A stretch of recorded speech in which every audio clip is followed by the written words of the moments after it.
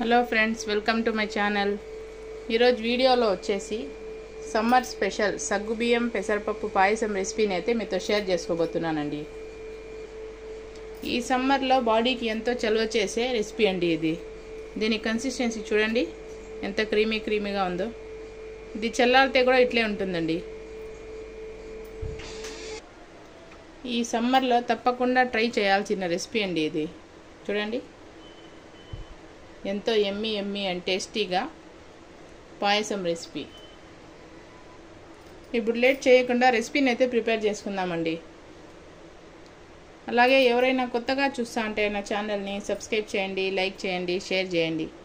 ఇలాంటి మరికొన్ని interesting videos కోసం నా ఛానల్ని సపోర్ట్ చేయండి. సగ్గుబియ్యం పెసరపప్పు పాయసం ప్రిపేర్ చేసుకునేదానికి ఫస్ట్ ఒక కప్పు సగ్గుబియ్యం తీసుకొని బాగా వాష్ చేసుకొని 1 అవర్ నానబెట్టుకోవాలండి. చూడండి, ఆ తర్వాత డ్రై ఫ్రూట్స్ కట్ చేసుకొని పెట్టుకోవాలి. 1 కప్పు పెసరపప్పు, ఆ తర్వాత 1 లీటర్ మిల్క్ అండి, కాచి చల్లార్చిన పాలు. ఇప్పుడు రెసిపీ ప్రిపేర్ చేసుకునే దానికి స్టవ్ మీద ప్యాన్ పెట్టుకొని పెసరపప్పు వేసుకోవాలండి. 1 కప్పు పెసరపప్పుని అయితే తీసుకున్నాను. ఇప్పుడు ఈ పెసరపప్పుని కలుపుకుంటూ పచ్చివాసన పోయేంత వరకు రోస్ట్ చేసుకోవాలండి. చూడండి, పెసరపప్పు అయితే రోస్ట్ అయిపోయింది. ఇప్పుడు సైడ్లోకి పెట్టుకుందామండి. పెసరపప్పు రోస్ట్ అయిపోతే మంచి స్మెల్ వస్తుందండి ఇందులో నుంచి. ఇప్పుడు స్టవ్ మీద కుక్కర్ పెట్టుకొని ఏ కప్పుతో అయితే పెసరపప్పు తీసుకున్నామో అదే కప్పుతో 2 కప్స్ వాటర్ని వేసుకోవాలి.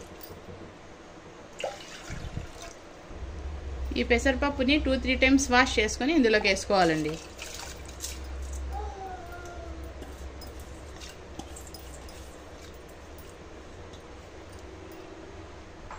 కుక్కర్కి మూత పెట్టి 3 విజిల్స్ వచ్చేంత వరకు ఉడికించుకోవాలి.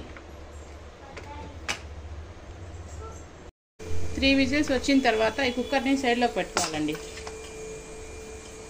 ఇప్పుడు ఇదే స్టవ్ మీద ఇంకొక డేక్షా పెట్టుకోవాలి. ఏ కప్పుతో అయితే సగ్గుబియ్యం తీసుకున్నామో అదే కప్పుతో 2 కప్పుల వాటర్ని యాడ్ చేసుకోవాలి.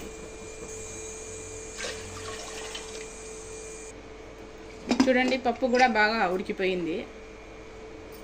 ఈ పప్పుని గరిటెతో కొంచెం మ్యాష్ చేసుకుంటే సరిపోతుందండి. చూడండి, బాగా అయితే కుక్ అయిపోయింది పప్పు.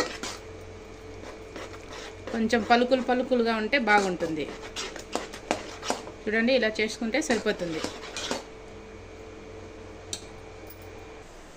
చూడండి, వాటర్ అయితే బాయిల్ అవుతా ఉన్నాయి. ఇప్పుడు ఈ సగ్గుబియ్యాన్ని వేసుకోవాలి. ఈ సగ్గుబియ్యాన్ని ఒకసారి కలుపుకొని ట్రాన్స్పరెంట్గా అయ్యేంత వరకు కుక్ చేసుకోవాలి.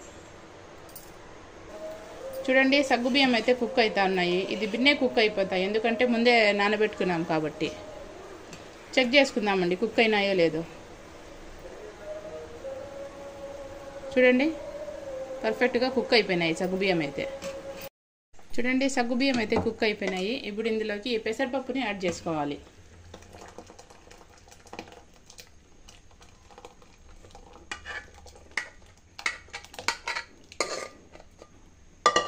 ఇదంతా ఒకసారి బాగా మిక్స్ చేసుకోవాలి. చూడండి, ఇదైతే కుక్ అవుతుంది పెసరపప్పు సగ్గుబియ్యము.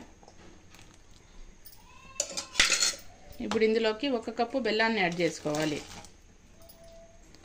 1 కప్పు బెల్లము, 1 కప్పు చక్కెరని యాడ్ చేస్తానండి. మీకు కావాలంటే ఓన్లీ బెల్లమైనా యాడ్ చేసుకోవచ్చు, ఓన్లీ చక్కెరైనా యాడ్ చేసుకొని చేసుకోవచ్చు.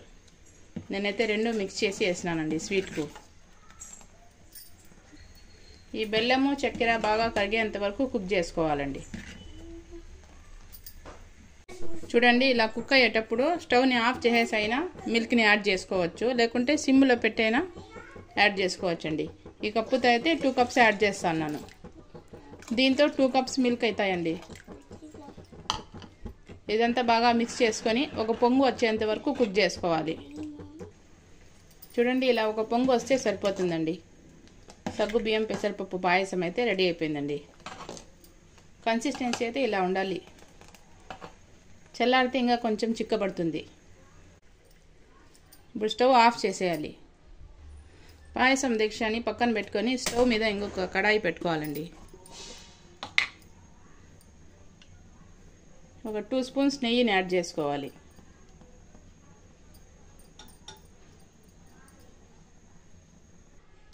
నెయ్యి వేడైన తర్వాత కట్ చేసుకున్న బాదం పప్పు జీడిపప్పుని యాడ్ చేసుకోవాలండి. ఇందులో ఫ్లేవర్ కోసం ఒక 3 ఇలాచీలను వేస్తాను. ఇప్పుడు డ్రై ఫ్రూట్స్ని రోస్ట్ చేసుకోవాలండి. ఈ డ్రై ఫ్రూట్స్ కొంచెం రోస్ట్ అయిన తర్వాత కిస్మిస్ని యాడ్ చేసుకోవాలి. ఆ తర్వాత ఎండు కొబ్బరి తురిమిని యాడ్ చేసుకోవాలి. ఇదంతా బాగా ఫ్రై చేసుకోవాలి నెయ్యిలో. ఈ డ్రై ఫ్రూట్స్ అంతా గోల్డెన్ కలర్ వచ్చేంత వరకు ఫ్రై చేసుకోవాలండి.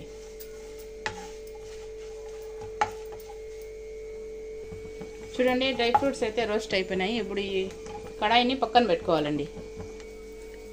ఫ్రై చేసుకున్న డ్రై ఫ్రూట్స్ని ఈ పాయసంలోకి వేసుకోవాలి.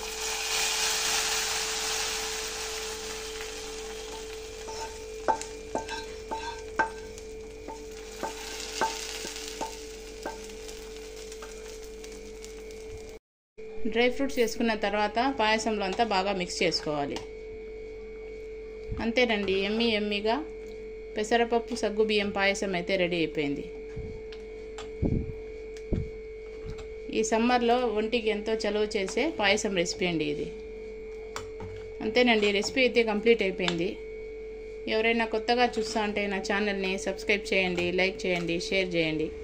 ఇలాంటి మరికొన్ని ఇంట్రెస్టింగ్ వీడియోస్ కోసం నా ఛానల్ని సపోర్ట్ చేయండి.